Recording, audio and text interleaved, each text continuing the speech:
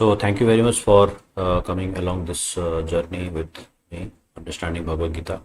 So far we have completed the first chapter. So hope you have got a lot of information there, and then a lot of values of Indian culture and the family culture, and then so many things that I've covered in the first chapter.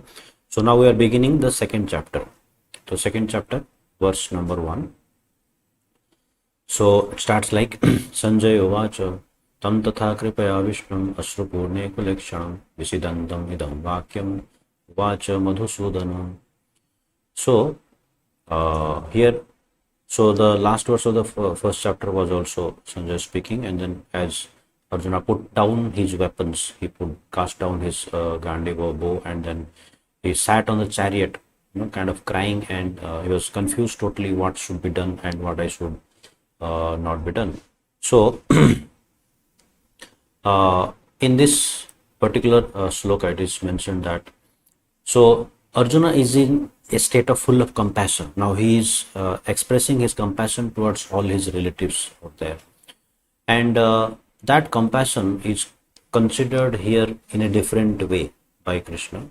So his mind is totally depressed. His eyes are full of tears, and he's calling Krishna as Madhusudana, and he's speaking the following words.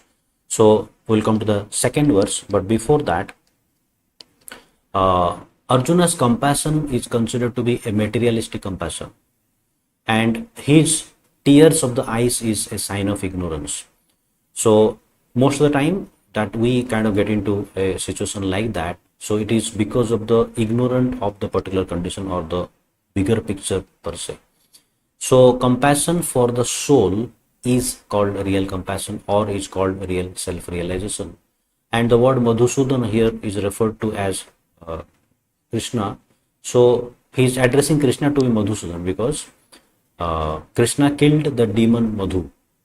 So now Arjuna wants that I have got this doubt, and which the doubt is now Arjuna comparing to a demon. So now he is addressing Krishna as Madhusudan. He is expecting that, I have got this demon of doubt within my mind. Please kill this demon and clarify my all doubts. So you can understand the cultured way of addressing people, and the context is also understood. So even though Arjuna is addressing indirectly to Madhusudana, indirectly to Krishna, that you are Madhusudana who killed the demon of Madhu, now you kill my doubts also. So that's a sophisticated and or civilized way of addressing people with the context, and also conveying a meaning. So that's a different way of civilized people, that's how talk.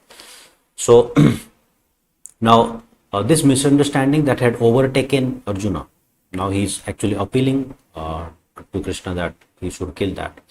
So now Arjuna's compassion is compared to the compassion of a person when a person is drowning in the waters. So if you just rescue the coat or the outer dress, that's not called compassion, right? So here it is understood that what Arjuna is trying to save is the outer covering.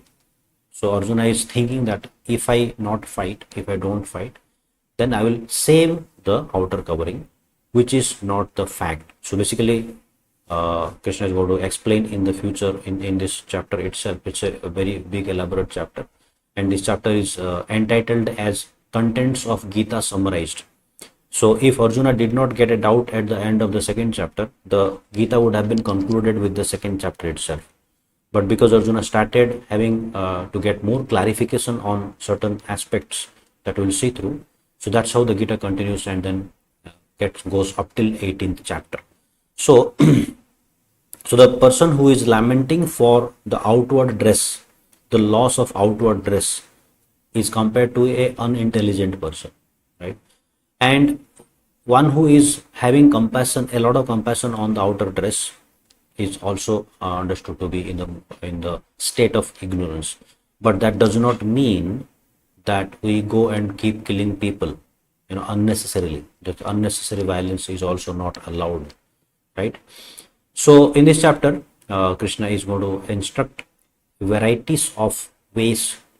So one is analytical study. So he's going to analyze the body and the soul, and then how the body is perishable, how the soul is not perishable, and all those things are we are going to get into quite a lot of details. And Krishna being the supreme authority, and when Krishna is explaining about the existence of the soul, about the proof of existence of the soul, about the body being subjected to annihilation over a period of time, so he's basically distinguishing between the eternality of the soul and the uh, temporariness of the body, or the perishable nature of the body. So this process of realization, as Krishna is explaining it through this particular chapter, that our attachment to our body is going to remain for a long time, and because of that attachment we feel a kind of a sadness, or so whenever somebody dies, so we feel sad, right? So even though the body is dead and the soul is eternal, so the separation of body from the soul becomes the cause of lamentation, which actually it should not be. But because we will never be able to meet that person again, so that becomes the cause of lamentation. That is quite okay. But then just lamenting on the separation of body and the soul is not considered wise, and then that lamentation should not go for a prolonged period of time. And one should make an endeavor to understand the distinction between the soul and the body.